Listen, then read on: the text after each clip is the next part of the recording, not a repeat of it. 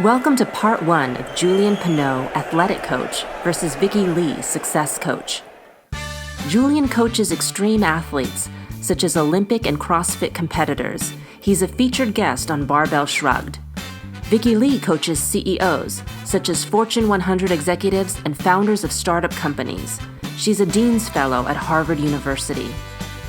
Julien's specialty is finding the single thing that will make or break a world champion athlete.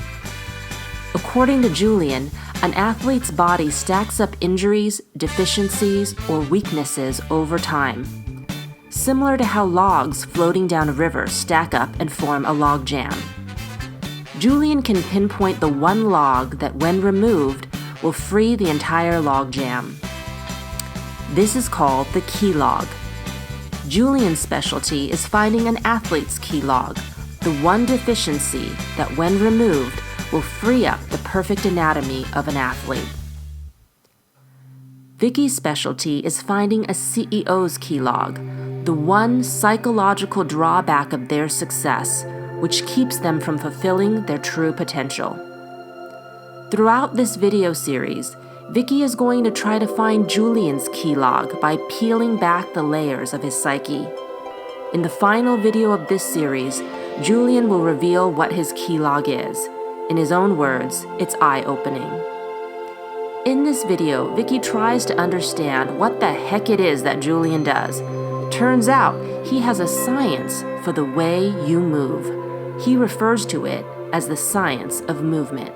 So I'm what they call a movement specialist. So I fix people mostly. So contrary to most coaches that just, in my field anyway, they look for athletes to train, I take the athletes that are hurt, try to fix them and put them back into what they do. Everything is about methods. And as Emerson said it, methods don't go very far. So the idea was to find deciding principles. So I could do what I do, which is fix people. So the idea was to define movement. Over there is the concept of critical mass. Critical mass is when all components are a certain percentage of each other and you get a self-sustaining reaction. That's what I call when the training is flowing and your body is responding correctly to all the training. And you need to find the guiding principles first. And that's what this is about. It was to explain movement, how movement works. So this is a prism through which I can look at people and see why the imbalances were created and what's creating the issues with their body. So basically, if I look at this chalkboard, this is a snapshot of how you see your science of movement. Is that right? Exactly. That's my prism. Okay. And when you say prism, you're talking about a crystal prism through almost like your third eye. Yes, right? That's exactly what this is. So your third eye, which is a crystal prism, and are you looking at only humans moving, or are you looking at animals moving, humans, or you're only looking at the human body under performance? Right now it's mostly the human body under performance. Not performance as just walking, how they, evolution got us with basically a perfect body. Like evolution got us, is slow enough and everything, it's working very well. Whatever goes wrong with it, we messed it up. Okay. So I look at how people move and the imbalances that I see, the problem that I see usually, most of them are, unless you get hit with a car, are self-created. Okay, so when you use your prism the most, you don't just use it and look at the world. You use it most when the human body is moving under extreme conditions, performing extreme tasks. That's when you like to use... It's easier to see. I look at people through the prism always, because I'm always curious to see how they move, what happens, because that gives me more data in life. But under extreme circumstances, the faults show up even more, and then it becomes very easy to see where the problem is. The harder the conditions, the more the problems are going to show.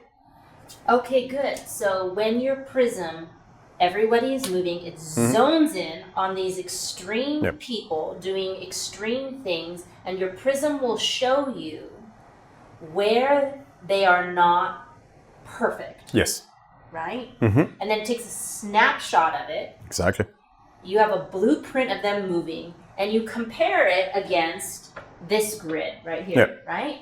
So you can take the blueprint of them through your prism, and your prism shows you if somebody's over here and they should really be that whole thing, exactly. right? And If this is not, this isn't correct, and especially the prism of the pyramids over there, where it tells me like, is the problem starting here, there, or here? The higher it is, the easier it's going to be to fix. But if the problem starts right here, oh boy, are you in trouble? Right, and then it can't go up. Exactly. Okay, so when you're dealing with an athlete, all your metrics, like when you drive a car and you can see your gas or oil, all your metrics light up on your dashboard, and you can kind of see where they are on that prism, and so then you can gauge and measure if it's they're exactly at like their maximum capacity. It's exactly like the car. Is there a light popping up? If there's no light, then everything is moving great. We just move forward. Right. The car doesn't make any sound. There's no lights coming up. Everything is great. Then I don't have anything to do. Okay, great. Which never happens, by the way. Okay, good. There's always something lighting up somewhere. But that's the thing, is my blueprint is them moving perfectly, and then I look at them, and then I'll take whatever is not moving perfectly, and then that will tell me more, give me more information about them. Change the conditions under which they're moving and see if Exactly. something lights up again. Okay, so your goal is to create the perfect human machine. Yes. Okay, got it.